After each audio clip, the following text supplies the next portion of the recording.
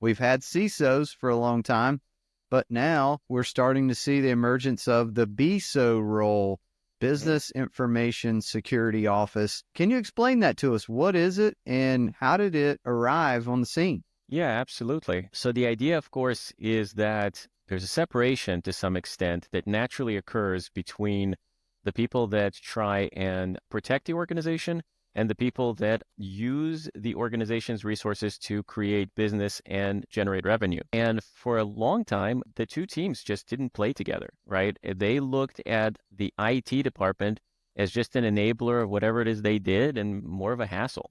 They just wanted to do their job. And it worked when the world was simple. These days, however, it's becoming more and more apparent that the business side, the people side, is just as important to security and the success of the company as the engineers and red teamers and CISOs organization.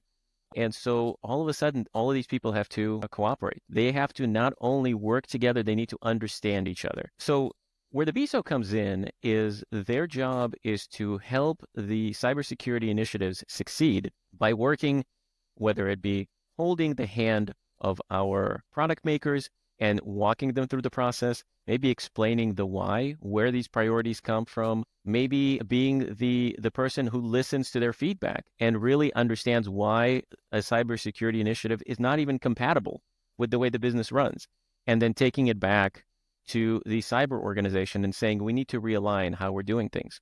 None of that communication was happening before. And that effective communication, I call the BISO the conduit of communication between those two teams. Their job is to not decide what the CISO wants, but communicate it effectively and listen to the business and understand how compatible they are with those decisions and how to go about doing it, and then take back that feedback to the cyber organization.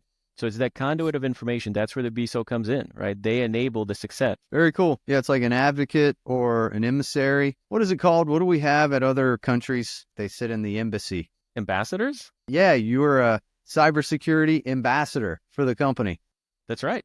Yeah, I mean, spreading the whole importance of cybersecurity awareness. I mean, it's very important. So why do you think the role was born out of? I feel like that type of role has been filled by the folks in the GRC side of the business and the governance, risk, and compliance. I think it's fallen on their shoulders to fill this role, but now companies seem to be creating this as like a totally separate role outside of GRC. Or would you say it's part of the GRC department? You know, in many ways, it is part of the GRC department. And I think really a BISO, another avenue that they go about doing their job is creating relationships, right? If you're an effective BISO, you would have a relationship within the GRC team to understand risk. The BISOs are absolutely the mavens of risk, right? They understand how decisions affect risk. They understand how to address it and then how to remediate a lot of the findings that the GRC team curates. But they can be part of really any team as long as they have all of those connections in all directions. You're right. There was a time when you could say that the GRC team and that function, which I did perform at one point, that was the best team for the job. But I would say that the GRC, just like the red team, here's the reality of it, right? They put the cards on the table and then they step away and they say, now it's on you to resolve these findings. Reduce the risk that we're showing you. The BISO doesn't walk away. Their job is to say, if you have any questions, let's talk about it. And then how can I make sure you succeed? I don't leave till you're done. So that's a bit of a difference there. Got it. Yeah, so soft skills are key, presentation skills are key, maybe presenting data in some type of tool like Power BI or something like that. And I know you lead a team of 5, I believe you said. So, and everyone has the same title of BISO, and I guess you are the head of that department or the lead BISO, and you guys just kind of divide and conquer all the departments in the company. How do you divide up the responsibilities? Yeah, you let the company essentially dictate that. So what would happen is you would have several people performing the same role. And then based on how the company is structured, you would allocate the work. So generally companies would have product offerings, product families, right? Maybe you would divide based on regions, and you could say this BISO's job is to do the Americas. This one is Europe and Asia. So you mirror the structure of the company so that you have subject matter experts that match what everybody else understands the company structure to be. That way, it's very easy to say, I work for team X or project X.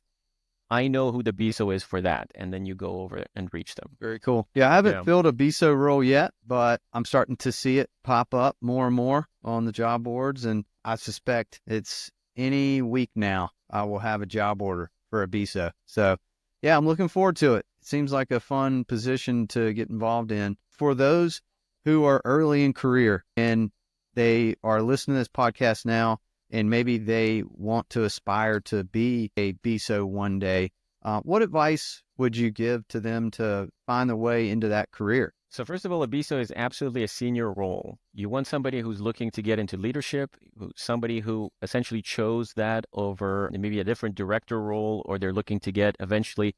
The next step after a BISO is probably a CISO as a natural career progression. So it's pretty senior level role in the technology and security space. That being said, how do you get into it, right? What's the first steps? I would say that when you come out of school, and these days, even schooling is considered optional, right? Whatever position you're in at the moment, start working towards adding visibility to your position. That means presenting on behalf of your team, collecting metrics, and trying to understand what story they tell. Presenting that story is so critical to give context to the numbers.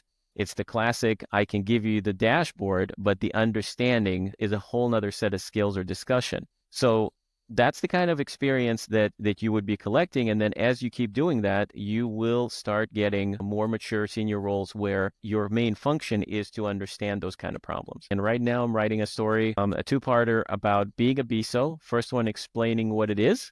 And the second one talks about the question of how do you measure a BISO? What are key performance indicators that you can use to measure their success? What you should strive towards, what tools do they use? I have a couple of BISO colleagues in different companies, and we all struggle with the same questions, right? How do you measure success here? And so that's the second half I'm writing right now. Can't wait to see it. Can you give us a sneak peek on how to measure a BISO? Yeah, absolutely. So you could say, for example, let's say your cyber team comes up with an initiative. Let's say it's some kind of a data at rest encryption standard that all the database needs to have.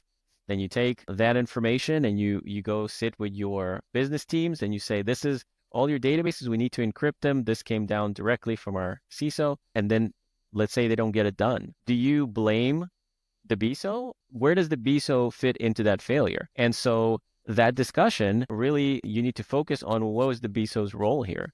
And as long as they communicated correctly, as long as they explained what the risks are and the rewards, and as long as they were able to walk their clients through the work that needed to be done, it's not on them if it got done or didn't get done successfully. And then if there is pushback, as long as they communicated it back to the cyber team and tried to facilitate that, they did their job. So where there was failure doesn't necessarily need to reflect poorly on the BISO. And it's important to say, this is where their role starts and stops, and those delineations, right? And then also the toolbox.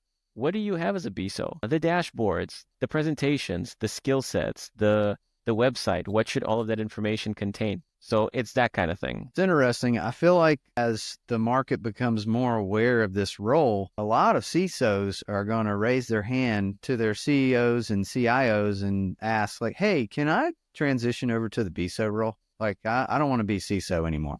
I want to be the BISO. Yeah, it's no risk, right? Yeah, it seems like the quality of life would go up. Yeah, it's interesting. The CISO average lifespan is not lifespan, career span, right? It's getting shorter. It's definitely a stressful job. And more they're putting the fault on the CISO if something happens.